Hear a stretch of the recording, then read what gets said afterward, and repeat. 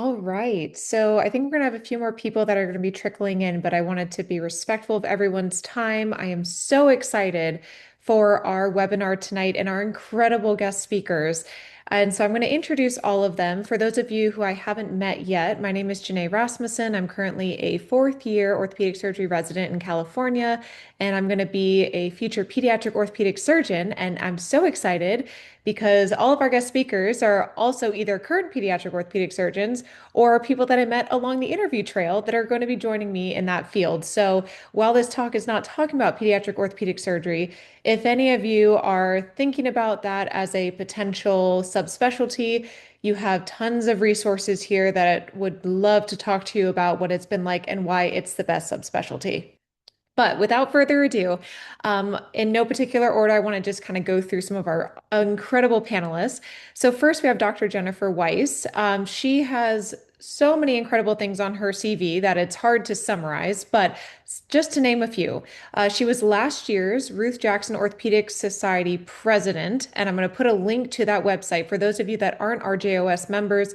I highly recommend you do so. It is an incredible organization that is phenomenal for helping get more women and underrepresented minority support for things such as family planning and your career within orthopedics. So I highly recommend being a part of RJOS. In addition, she's the past president of the Speak Up Ortho organization, which is also wonderful for helping have conversations like the ones we're going to have tonight. She's currently the chief of staff at Shriners back in my home of Hawaii, and she did her pediatric orthopedic surgery fellowship at CHLA in California. Next, we have Dr. Rachel Silverstein, who is currently an attending at the Mayo Clinic, and in the organization's called Nemours, which is in Florida. She did two fellowships, not just in pediatric orthopedic surgery, at Baylor College of Medicine in Texas, but she also did a sports medicine fellowship at the University of Pennsylvania. So she does all the things. Next, we also have Dr. Wood, who is currently a fellow at Rady Children's in San Diego, California. And then we have two of my co-applicants this cycle for pediatric orthopedics. So one of them is Dr. Parker, who is currently a resident in Oklahoma, and then Dr. Kazanjian. I'm so sorry if I butchered your name, Ani. Please absolutely correct me with pronouncing it. And she's It's currently a okay. resident in Ohio. So, without further ado, if you all, as you answer questions, want to add anything else, please feel free to do so. But first, I wanted to just talk a little bit about some of the cultural changes that we've seen within orthopedics for family planning, including this increase for support and resources, and why it's so important we have these conversations. And Dr. Weiss and Dr. Silverstein, you all have been through the ringer with really seeing how orthopedics has developed over time and trying to have a family. And so I'd love for both of you to share your perspectives about why tonight's conversation is so important. I think I'm the most gray haired in the group, so I'll jump in first if that's okay. And I love that we share the Baylor lineage, Dr. Silverstein. That's cool. I did my residency there back in the dark ages. So I will tell you my involvement with thinking about family planning and orthopedics started when I was a junior member of the AAOS board. And the then president of the board sat down next to me at a function, and he looked at me and he was like, "So why aren't there women in orthopedics?" And it's such a large question, and it was such a funny way for me to receive this I don't know, invitation to be the voice to even think about answering it. Although there are so many answers about so many reasons, my knee jerk on that particular day was, well, we haven't figured out how to support women through having babies during residency, fellowship, and early attendinghood. And so until we figure that out, I think those of us who would like to be moms are going to shy away from the field. What then happened was I wanted to put some data to my sort of knee jerk reaction. And so I did a research project and published it in Core about the state of maternity, paternity, and adoptive leave in orthopedic surgery. And at that time, it was crazy how little there was. At that time, there was very little that was enforced from ACGME. It was not understood. Every program did their own thing. And then lastly, there wasn't even a place. Once I wrote my paper, I couldn't find a place to publish it. So I went to Seth Leopold from Core and said, can we please have a journal, a guest edited journal on in Core for us to publish my paper and then invite others. And so it was one of those moments where like nobody even cared to have the question answered quite yet. And now I'm just so blown away when I do my PubMed searches on what's the status. There's so much being written, so much being thought about, and we've come such a long way for people understanding that it wasn't okay. And then the last thing that I'll say is I say this a lot to my residents and partners. Until we inculturate paternity leave, I don't think maternity leave will be as proper as it needs to be. And so I actually really push my residents and my partners to take paternity leaves because it's about being a parent, not just a mom.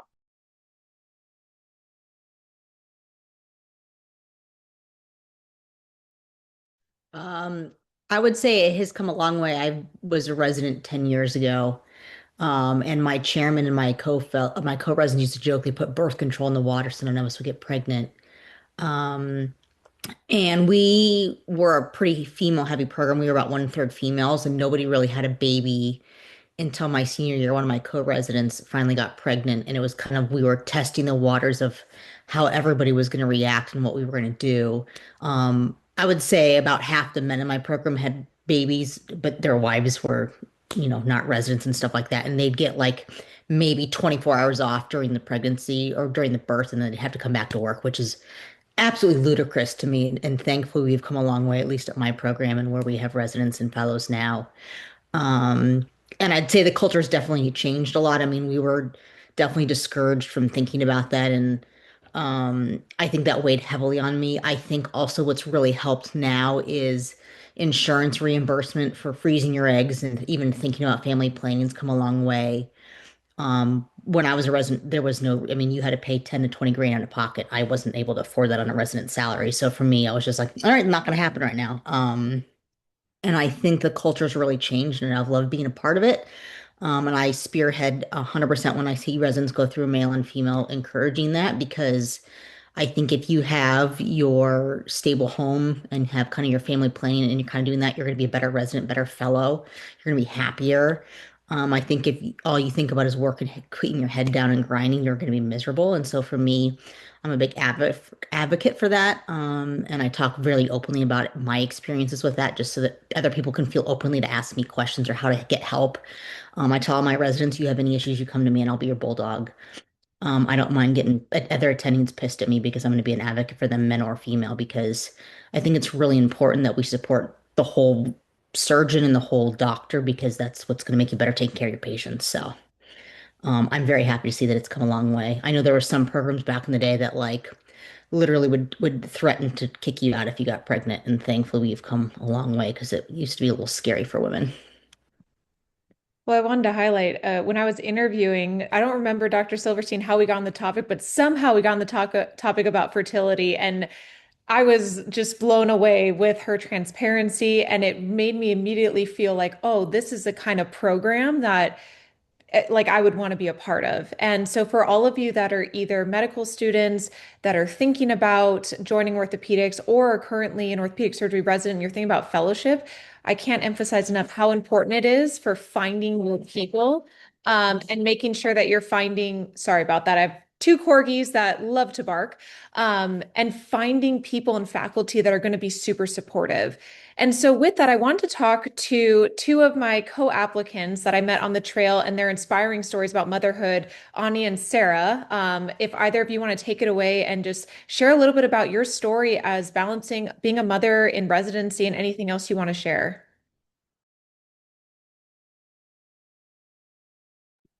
I guess I can go first. So I will say, Dr. Weiss, to your point about paternity leave, one thing that I've really valued in my program, and I think this is very new in the last little bit, probably since the last generation of orthopedic surgeons was coming up.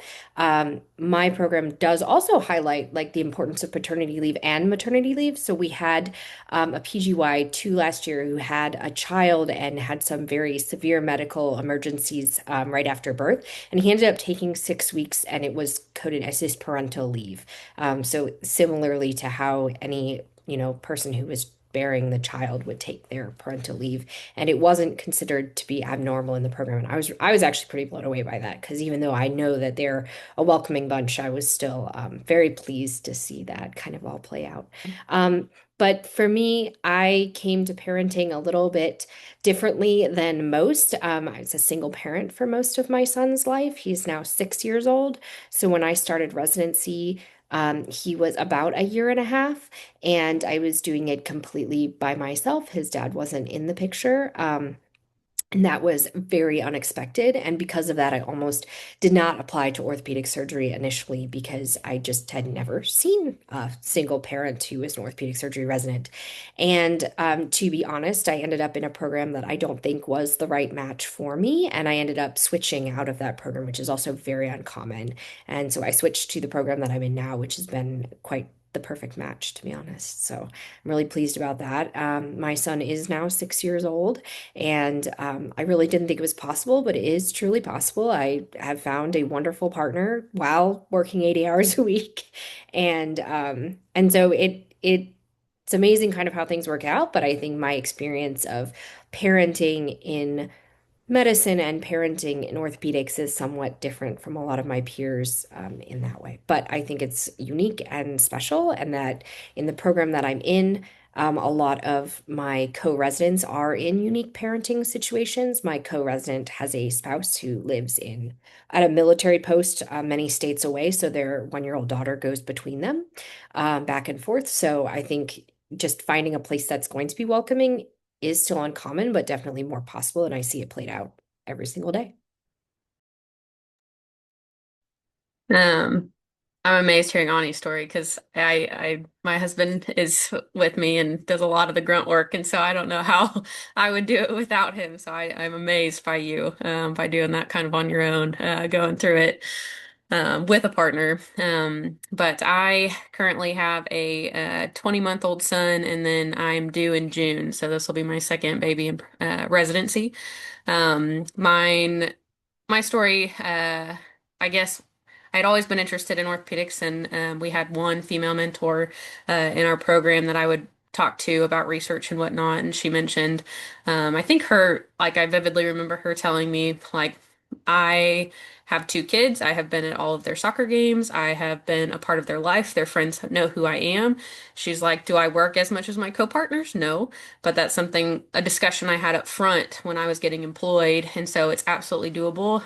You may not make as much as your co-partner, but I think you still will have a decent, very affordable life in this field regardless and still be present. And so I hadn't heard that before or kind of seen that. And so it made me really encouraged as a medical student to pursue orthopedics, that it is doable. Granted, having kids in pregnant or in residency is very difficult. And I wouldn't say it's a walk in the park, but we can get into that more throughout this talk. But from my program perspective, very similar to I think what Dr. Silverstein was talking about. We had one other resident a couple years older than me that had a baby first, and then I got pregnant about a year after, and we were the first two in many, many years. I think there had been someone previously, but she kind of led the path for me a little bit, just learning about FMLA and who we even contact. My QI project is making our maternity policy because we don't really have a ortho specific one. Everybody in our program has been very supportive, like with pumping and going to my doctor's appointments and those kind of things, but there's nothing necessarily written down. And so that was kind of something I'm trying to get in writing just for future people. I think it's going to be too late for my June baby, but that's okay. We'll get there before I graduate to make sure that some people behind me can benefit from it. But luckily, like my program is very family oriented. I think we have more kids than not.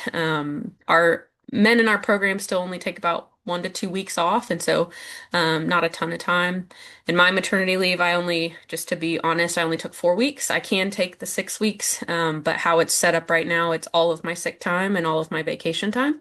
And my son was born July 2nd, and that's when our year starts. And so I would have burned all of it at the start of my year. And so luckily, I had a healthy pregnancy. I didn't have any complications and was able to return. But that's why I'm working on our maternity policy to try to make that a little different.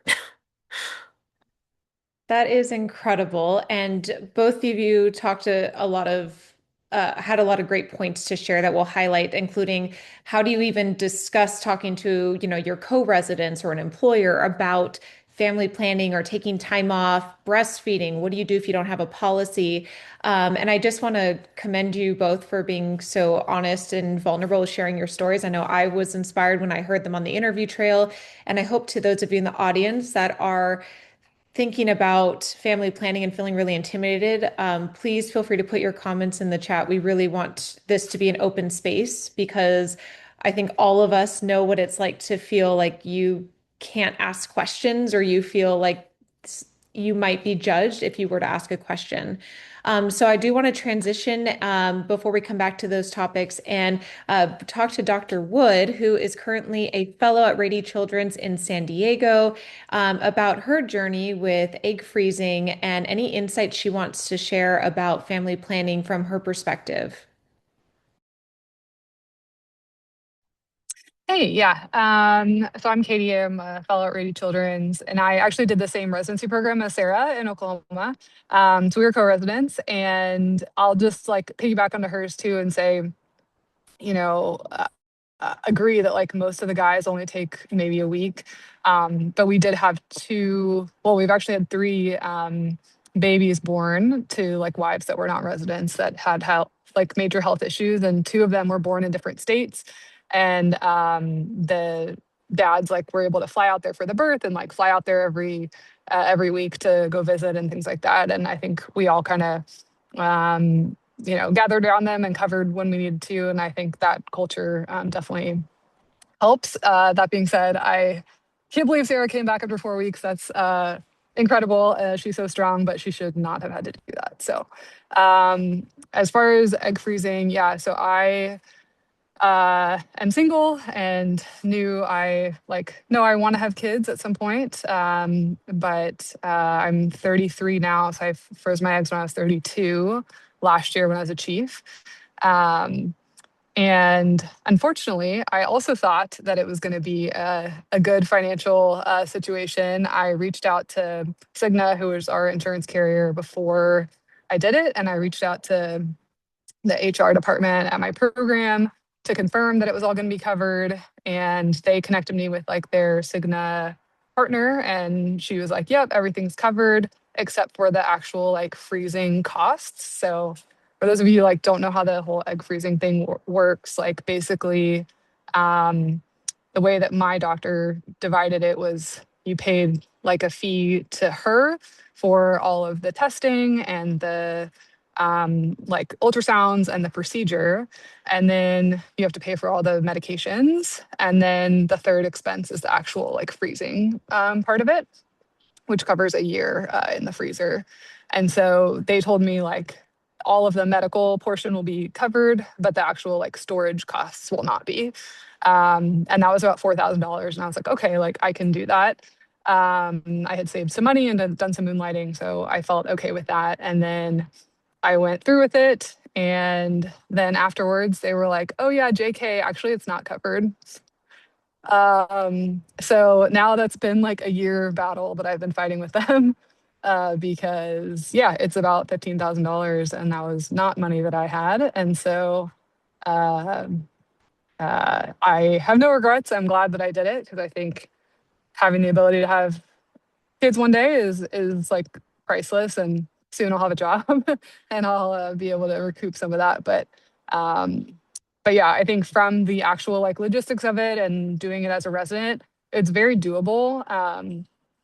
It takes like about a month, the whole process, as far as like the injections and then the procedure and then kind of like recovering from it. I will say the biggest, not really, it wasn't really an obstacle because I did it on my elective time. So it worked out fine. But one thing that I didn't really know ahead of time is that while you're doing the injections and then for about a week or two after the procedure, which is about like probably 2.5 to 3 weeks total, you can't do anything more strenuous than walking because you're at a higher risk of ovarian torsion just because your ovaries are huge. And so I didn't, because I was on an elective, I just decided I wasn't going to operate during that time because I was like, why would I risk it? And that was something that I could do at the time. I think if I had done it during a time where I couldn't have taken those OR times off, like it probably would have been fine, or my attendings I'm sure would have made accommodations and things like that. But again, this was like totally elective. There was no like reason to do it at any other time, and so I did it during my elective, and I just did clinic and kind of took it easy for those couple weeks.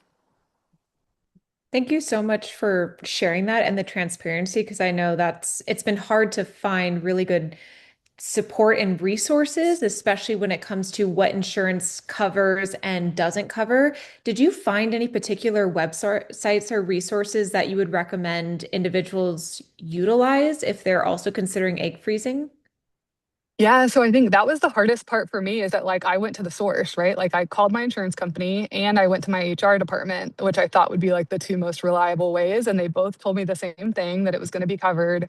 And then when it came to paying for it, they asked me for a credit card. And I was like, oh, well, like, aren't you running it through insurance? And they were like, oh, yeah, we did, but your insurance like doesn't cover this. And I was like, no, no, like I have an email saying that it does.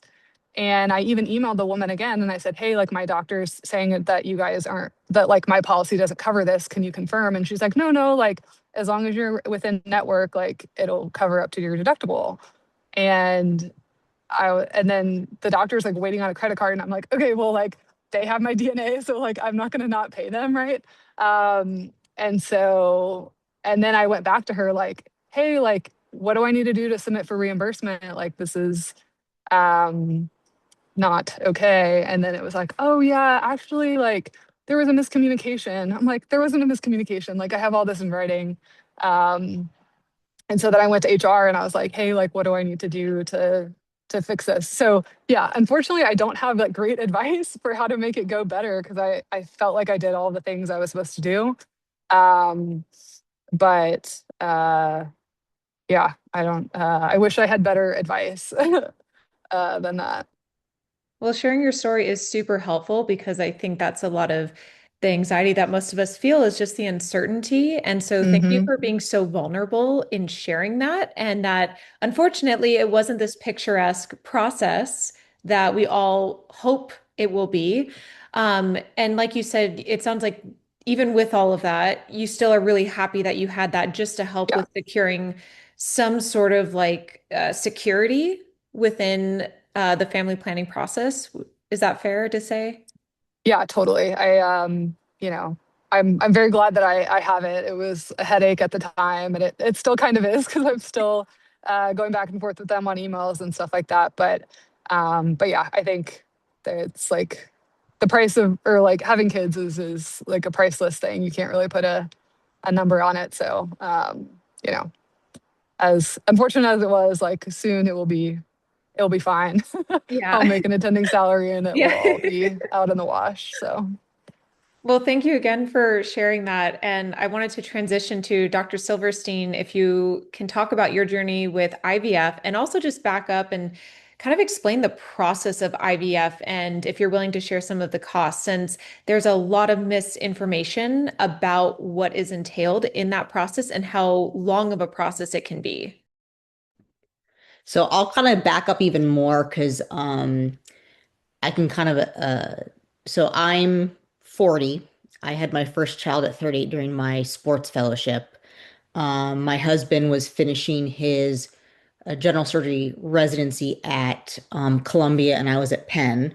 And we were trying to have a child naturally the first time. So we were literally meeting, driving halfway for like every time I was on my window, which I don't recommend, but we have some funny stories about how she got conceived next to a Hooters. And then for my next one, my husband is finishing now his cardiothoracic fellowship at Emory, and I'm at Jacksonville Nemours. And I said, we're not flying to do that whole craziness again. I'm 40. Let's do IUI or IVF. I had always thought about freezing my eggs, but when I moved around a lot, I didn't want to like store them in one place and then have to worry about if I needed to move them or what happened. I knew that I was doing two fellowships and I was going from residency to fellowship for my job. And so that was a little bit too much to me. So I was like, I'm going to risk it at 40 and cross my fingers that I'll be okay. Um, the egg retrieval part was way worse than the IVF part. But I did it in one fell swoop, so I didn't have to store them. In Jacksonville, there's two big fertility places, and I interviewed and talked to both and kind of got the steps through both. My insurance at Nemours does a really good job of covering like 95% of things. Every insurance is different. Even people who, like one of my best friends in residency, she froze her eggs and then she actually just had a baby off that recently. And her husband's job paid for 2 cycles of egg freezing. So I think it's very insurance dependent, company dependent where you go.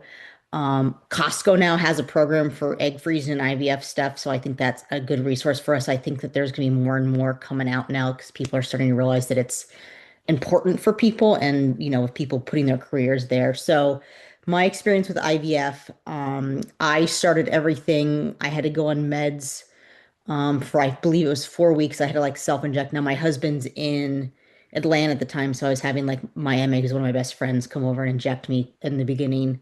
And then I got used to it and did it myself because I was like, this is silly for her to come over at night. But so you inject yourself, I believe it's like for like 3 to 4 weeks around your period, and then you get your ovaries big enough, and they have to have so many ovaries over some big size. So you like, for like a week and a half, it's kind of like you're on hold, and every 2 days they're doing ultrasounds. And so like my clinic was kind of like on hold every other day. I kind of like didn't really schedule any elective cases during that time just in case. And then once they take the eggs, then that's kind of like the worst part. I went back to work the next day. I didn't rest. I didn't do anything. I mean, as far as strenuous stuff, like I was operating and doing trauma stuff like that, but like I didn't go running. I didn't have any discomfort, and I was like, worst case scenario, I'm at a hospital. If I need to go next door to the adult side, I'll deal with it.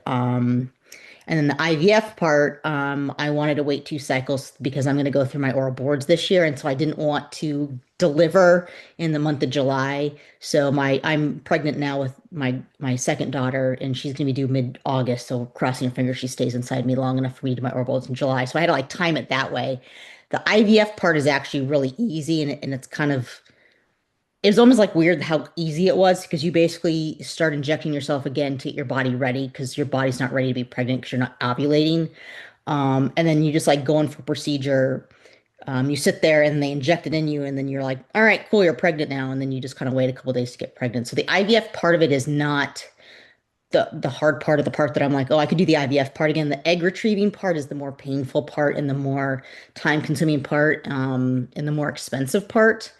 The egg retrieving, I was like, oh, thank God, I only have to go through 1 cycle of that. But some people have to go through more than 1 cycle. And so I was lucky that I got a good female embryo that I knew I was going to put in right away. Um, but I think the biggest thing is like when I knew I was going to go through IVF, I literally went to my chairman. I said, "Hey, this year I'm not going to be as productive. This year I'm not going to do a bunch of research. This year I'm going to kind of limit what I'm doing with my RVUs. My priorities, my family. I'm still going to take call up until the month before I deliver. I'm still going to work up until the day or two before I deliver. I had my C-section last time, the day before. It was fine. Everybody's different. Don't always do what I do, but I was fine with it. And I just sat there and said, here's my expectations. Can you support me? And he said, of course. And I've also been very transparent with all my partners. And I think that's an important thing. And sometimes it's hard for people, but you don't realize who's in your corner and how everybody's wanting to really support you until you kind of open up to things. And everybody, is like excited every step of the way for me, which was really helpful. My schedulers, my MAs, my nurses, my PA. Everybody wants to support you, and they're all going to kind of go out of their way to help you and rearrange their schedule to make things work. And as a resident and a fellow, you don't have as much support in that sense. But the one thing I will say as a fellow, in most programs, you're not needed. And so when I was pregnant during my fellowship, I was high risk because I was, 38 and had high blood pressure. So I had to have my third trimester every week. I had to have, in my third trimester, I had to have two ultrasounds and a fluid check and all this other kind of stuff. And I just made them at 7 a.m. But they don't need you. And so if you're like missing a day or you have to leave early for an operation, like that was probably the most cushion time for me to get pregnant. This time is a little bit harder because I have to cancel clinic or I have to move patients around or I have to be careful of my OR schedule. And then residency with my residents now, I'm a big bulldog and I'm like, you have something, you let me know, I'm going to cover for you. If I have to operate by myself, I'm fine. And I think you need to find those people in your corner because there's a lot of us that are like, we will do anything and everything you need to do to like make your appointments, make sure your family's there, make sure you're comfortable and safe because again, your family is one of the most important things. And if you don't have that and they're not supported, like it's stupid. So, that's kind of my 2 cents. Thank you so much for also being so vulnerable and sharing your story. I know I was inspired when I was getting to interview with you and just how much you had just shared with me. So thank you for sharing with the group. One of the questions that came up in the chat was about insurance. I know, Dr. Wood, you had talked about how even if you ask the insurance company directly, you might get misinformation. I'm curious if either of you or any of the other panelists have any advice about trying to check about insurance coverage, or anything else you might want to share. I guess the one thing that I will say that hindsight 2020, what I would have done is ask for a PDF copy of your policy. Because that was one thing that I asked for it multiple, like after the fact, after they like reneged on it, I was like, well, can I see the policy myself? And they like pushed me off like 2 or 3 times. And then finally I was like, I have a right as a patient to like see a copy of my policy. And they sent it to me and it was like very clearly not covered in my policy. But I'm like, well, then why did you tell me it was? So maybe that's like the surefire way to make sure.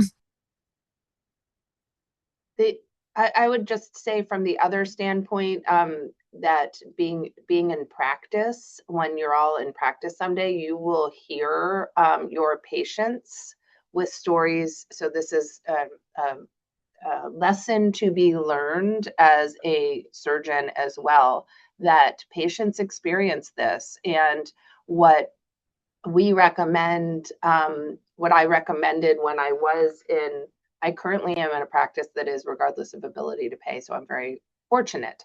However, when I was not, what I would recommend is that the patient, and I recommend that you all recommend this, sit down with the financial services team. If you're providing an elective surgery, sit down, have your patient sit down with the financial services team so they do not have a surprise bill.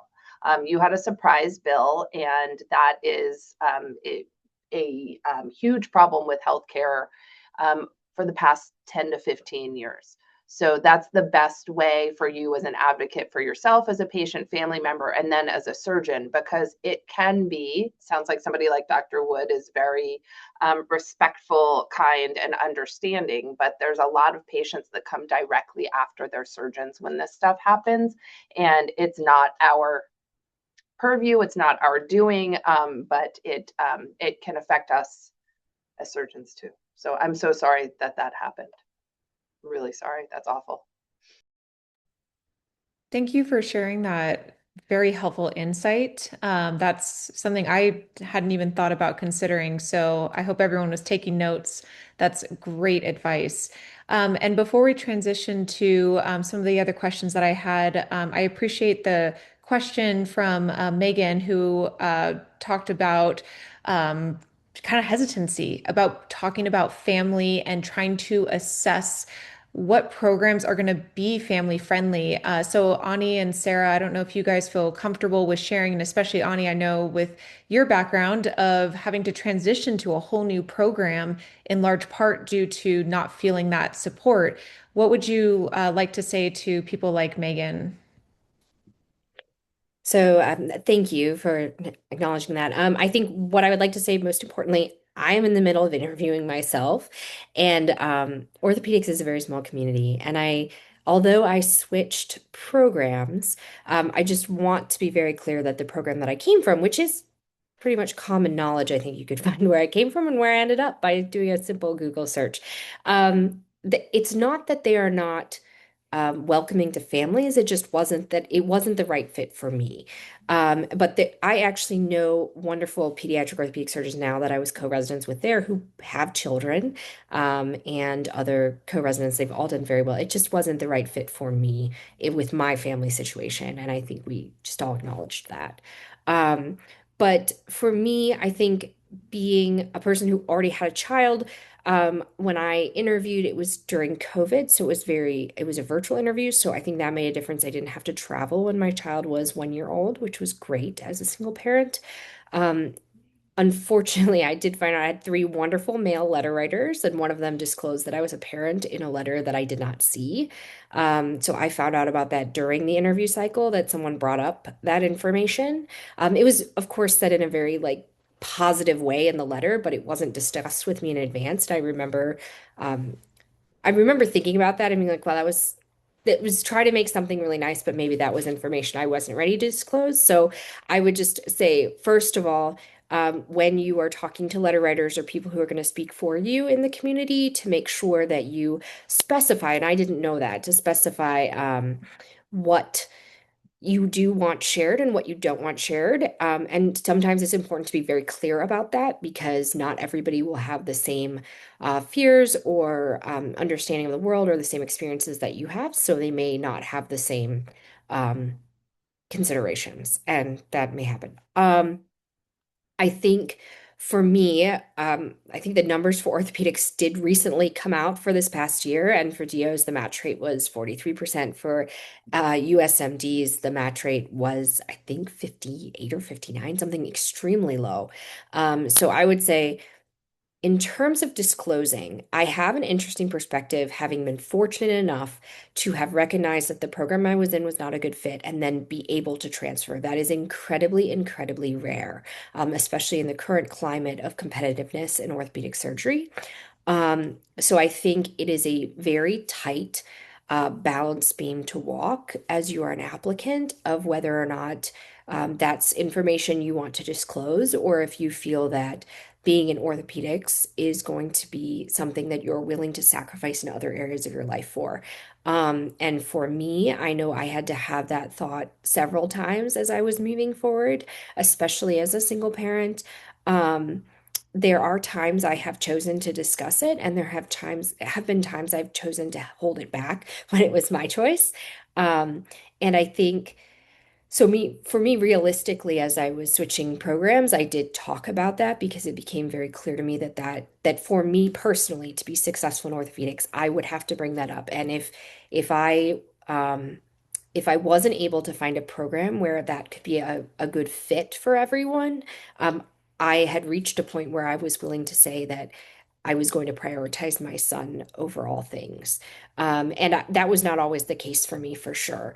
But, and I think it's an individual decision at different times. And then but when I applied in other areas, I have definitely decided to withhold that information.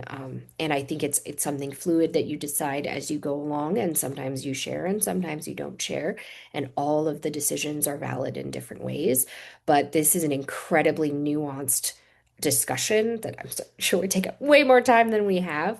I'm, of course, happy to answer other questions, but I would look to people who are more advanced along the way than I am to give more insight. I want to piggyback on that real fast, because I've experienced both positive and negative with that when I was job searching. Because my husband I knew was going to be away from me for 3 years.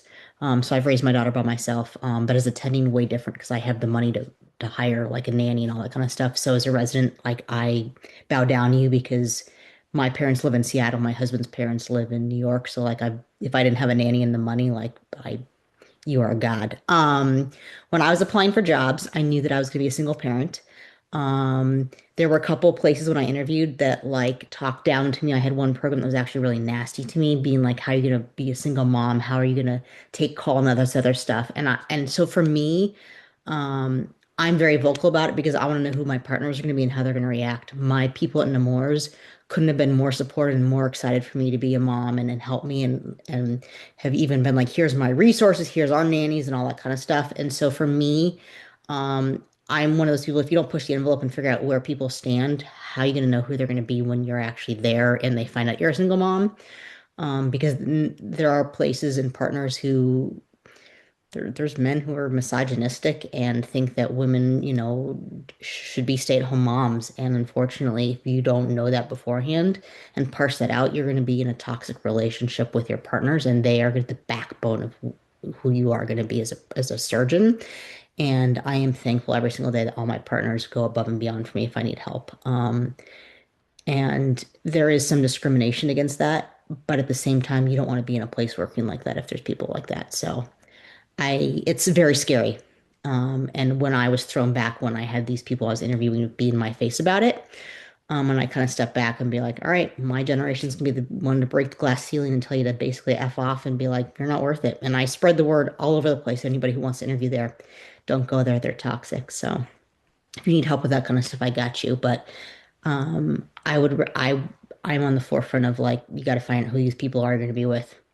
Because, like you said, you were at a place that wasn't as supportive, and now you're at a better place. And, sometimes disclosure is scary, but you're going to be better for it in the end.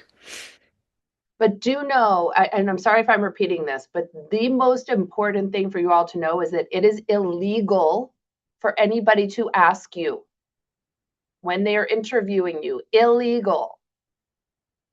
It's your choice whether to disclose. And the situation, I don't know what the background is, but somebody disclosing for you in a letter. I won't comment on the legality of that, but I'm concerned about that. So as you're writing letters for other people, make sure you don't disclose pieces of their family, personal life. Illegal.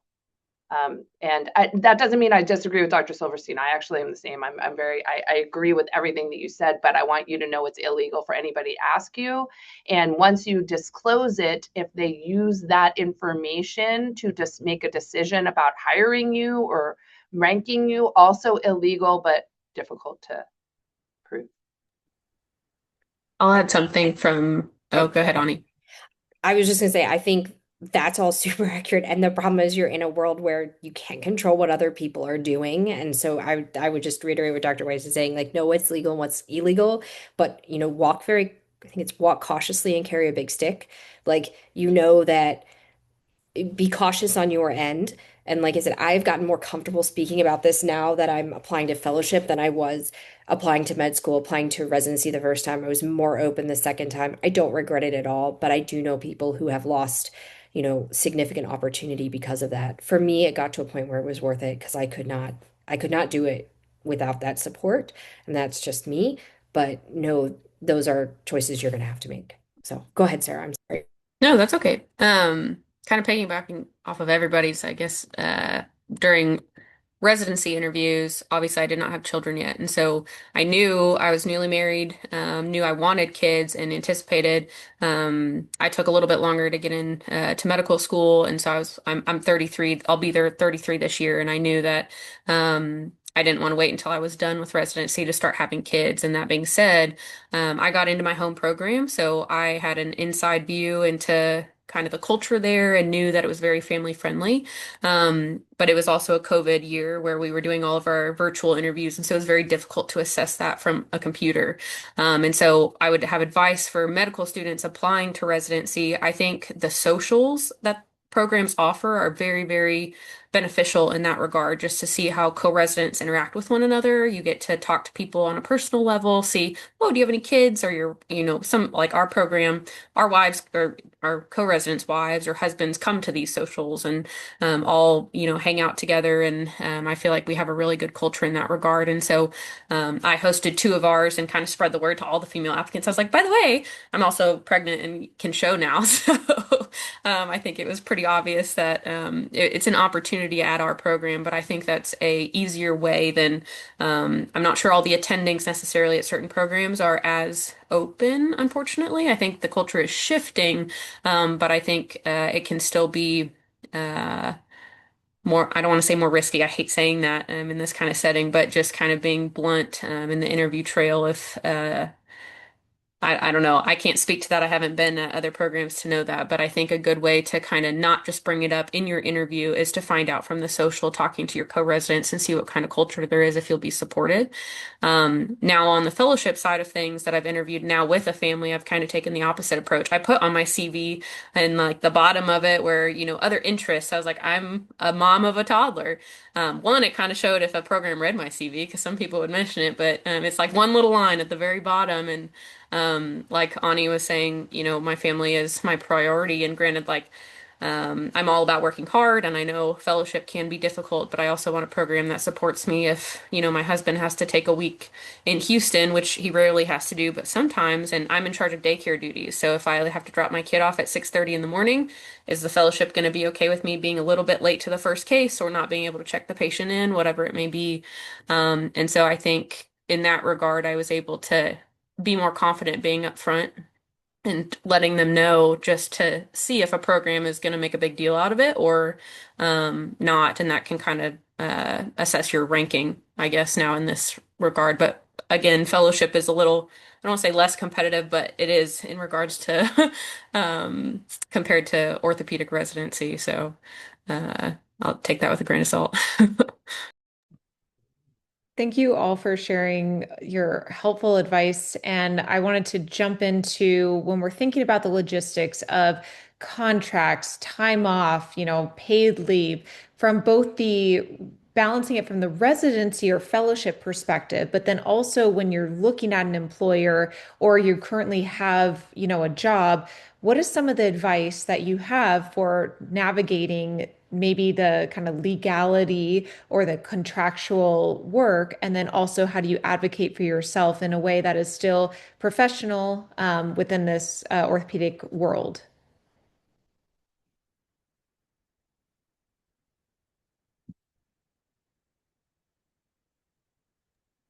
I can, as a chief of staff and being now on the other side of things, one thing that is different in the today's day and age than when I was going through things is the percentage of orthopedic surgeons who are employed by hospitals, medical systems, corporations is much higher than it was. And those organizations have much more history, understanding, and experience with hiring women of childbearing age, moms. I think everybody on here is, well, it doesn't matter the gender, actually. So, so these organizations that are hiring orthopedic surgeons now have experience. I'm not going to lie. When I got pregnant, I'm 54. I had my daughter, my oldest, 19 years ago. I had my first at 35. Then I had a miscarriage. And we haven't talked about that on this call. Really high rate of miscarriages amongst orthopedic surgeons, higher than amongst the general population, higher than among other physicians. So if it happens and you look to your left and look to your right at other women in orthopedics, it's happened to probably one of us too. So anyway, that's the whole miscarriage thing. So I had my first 19 years ago. I was the first woman in my group at CHLA, which is a very, very woman-friendly group. But I was the first one. And my boss at the time looked at me and they were like, how are we going to do this? It was like as if I had grown a second head. And I did it all wrong because I did not investigate what was supposed to happen. So in an organization, it turns out I should have looked at University of Southern California because they actually had women who had been pregnant before. So much more common that we know what we're doing on the hiring side. With there's policies, there's procedures. We should not be inventing any wheels in those organizations. So I'm a chief of staff at Shriners. It's really clear what I can offer to folks who want parental leave on my staff. If you so happen to be joining a small private practice that hasn't done this before, there are laws to look at, and there are, depending on the state, there are precedents to look at. So you should never feel the way I felt 20 years ago, where I had to choose my own adventure and didn't do it very well. The other thing that we're not supposed to do is ask or make people pay it forward or back with call duties.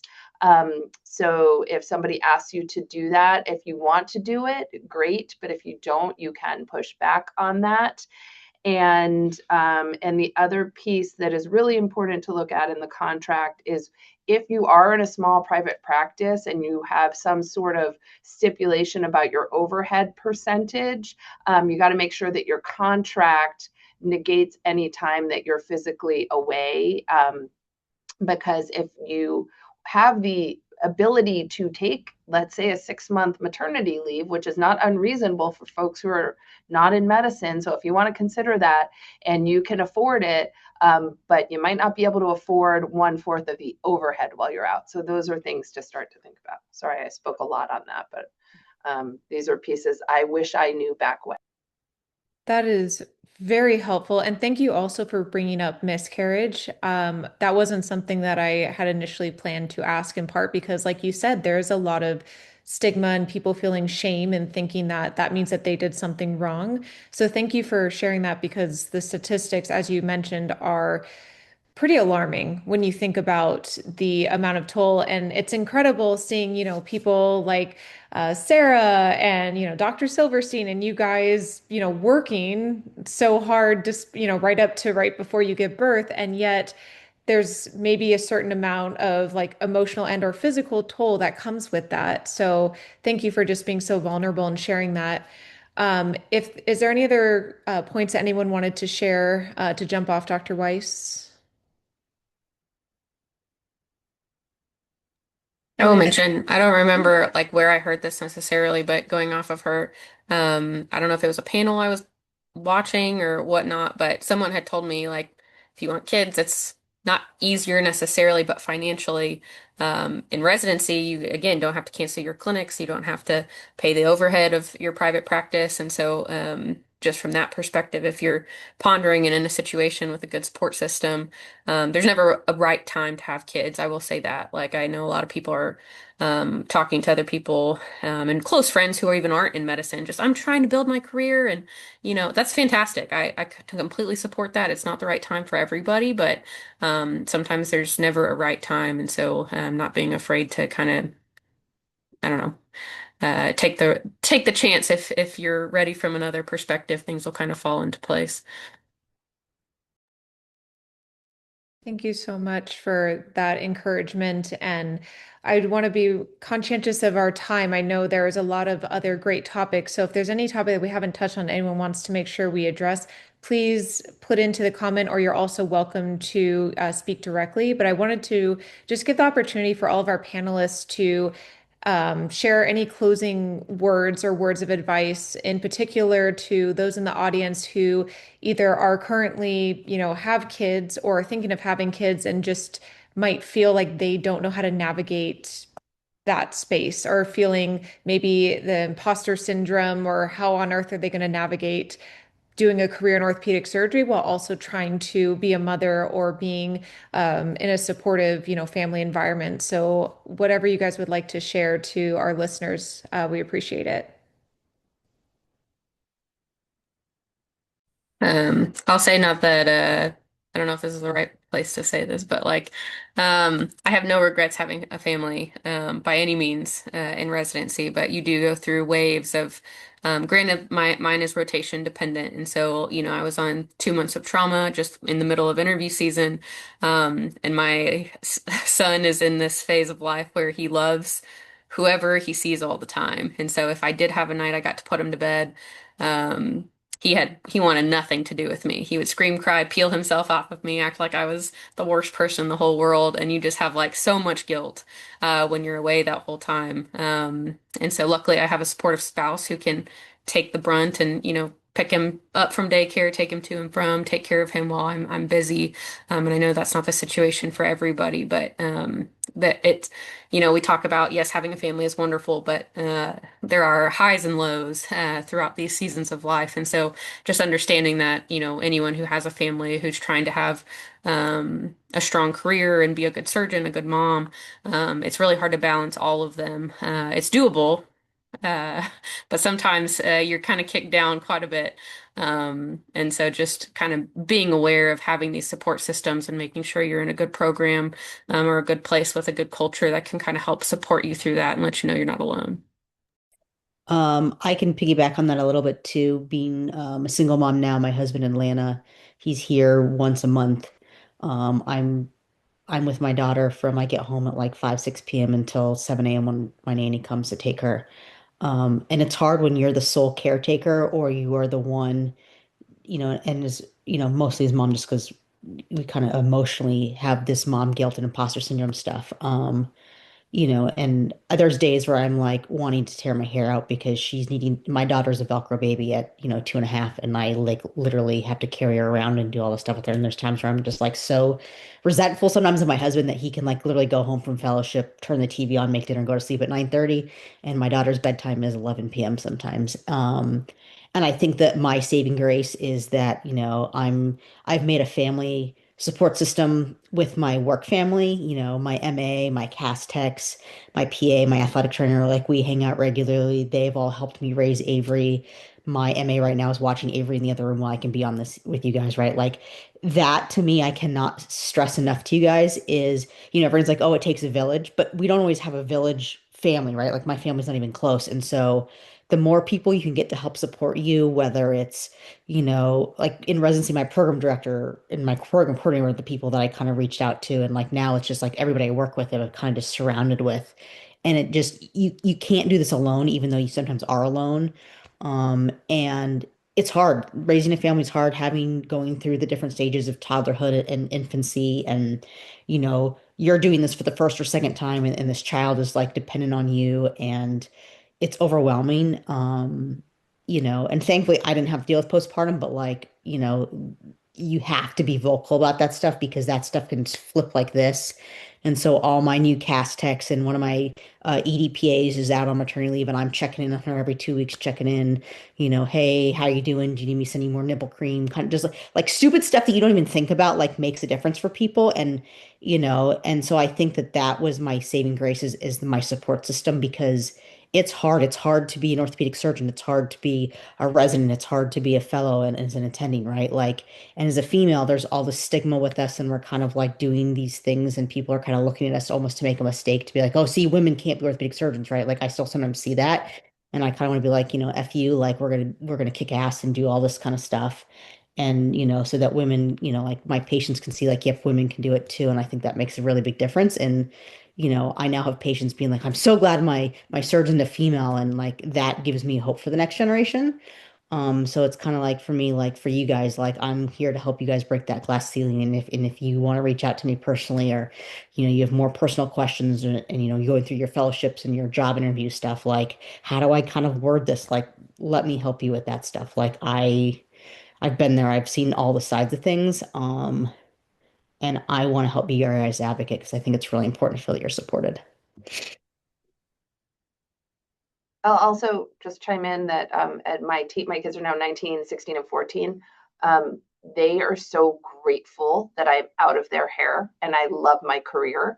And now that I'm on the other side of them having friends with stay-at-home parents, who, by the way, leaned in and were amazing with them, but they thank me for that on the regular. And they do not report to me that they wished that they had more time with me when they were little. What they report to me now is that they just love the time that we have now, and they seem to respect me as a human. So it was hard when they were little. I had one of them was a Velcro baby too, and she's now 19 and she's still a Velcro college student.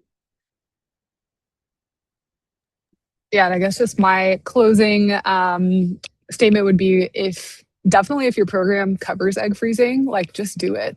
I mean, like Dr. Silverstein said, it's like kind of a pain. Like it's not like the most pleasant procedure to go through, but it's really not that big of a deal. So if they cover it, it's a no-brainer. And like you just then don't have to worry about it. Like I'll probably do it again just so then I have like lots to choose from depending on when the time is right. But obviously, if they don't cover it, that is kind of like a risk benefit like thing to go through as far as like what your financial situation is. But I feel so much better knowing that like I have those frozen and I don't have to like worry about it. And my mom doesn't like bug me about like when I'm going to find a husband now quite as much because she knows that she'll have grandchildren at some point. And so I think it is definitely worth it if you're not ready to have kids right now. Like no brainer if it's covered. I guess my closing remark is I don't ascribe to a balanced theory. And I think a lot of my work in parenting has been primarily my own and a mental game for me, especially with my son being on my own. It does take a village. I have a village. I moved states away from my family, and it was chaotic and crazy. So that's one thing I've learned in my time so far of being a mom is that I can do it all. I just can't do it all at the same time. And so that mental work of deciding on days that, I'm going to make it to the soccer game and other days that I'm like, well, I can't make it also to track and swimming. And just making that decision personally that I'm going to do the work on myself so that my mind's in the right place for my son because he reflects my impression of a lot of the situation. So if I treat it like it's normal and it's okay that mom had to work 12 hours and wasn't there for bedtime, he actually is generally okay with it. Occasionally there's some fussing, but that's just normal for him. And so if I treat it like it's normal, he experience it as normal. And so the work is more for myself to decide and to know when I need to focus on different things. And sometimes it's family and sometimes it's my work and, a tough rotation and making sure that I'm doing well so that my future patients are well cared for. So yeah, happy to talk to anybody. Thank you so much to our incredible panelists. And I hope to everyone that was listening, I hope you felt as inspired as I did, and especially knowing that this field hasn't always been very approachable. I know, like when I joined my residency program, we still have never had a pregnant, female resident before. We have like two female faculty that are in peds that we barely get to see. And from the outside, it felt like I don't know if I could ever have a family or pursue that in residency based on that. And so, what I hope all of you can do is, regardless of where you end up in your career, that you try to pay it forward. And if you are at a place where maybe there wasn't someone who could talk to you about how to breastfeed in between cases at that institution, that one, you reach out and help build this network of these incredible individuals on this call and elsewhere, but also you be that person to help initiate those conversations. I know, like my program, I did a research project about family planning perceptions, and I thankfully had a lot of faculty support for it, but it was something I was intimidated to even bring up the idea. And so if you're in that position, just know that there are so many people out there that feel similar to you. And I hope that you all took a lot away from this conversation. Again, to our panelists, thank you for taking the time out of your busy schedules from your children and making the time to help all the individuals on this call. Thank you all so much for joining, and I hope everyone has a great rest of your evening. If there's anything else you guys want to share, please feel free to. I breastfed and also did formula. I did both. So I have advice and if you guys need anything like that. Breastfeeding and pumping in between OR cases is very doable. Sometimes it's a little annoying. But I have gotten that down to a science. I also switched my daughter to formula too. And if you do formula feeding the baby Brezza, I can't recommend it enough. It's like a coffee maker for formula. So if you guys have more questions to that, I have all the products, all the things. I'm here for anybody who needs any questions about that. Thank you so much. All right. Well, if no one else has any other questions or anything they want to share, I hope you all have a great rest of your evening. And if you haven't already, please join Ruth Jackson Orthopedic Society. I cannot speak enough about how much they've helped me on my journey. And then again, if you're interested in pediatric ortho, it's the best subspecialty. Definitely do so. But otherwise, have a great rest of your evening. Thanks so much, everyone.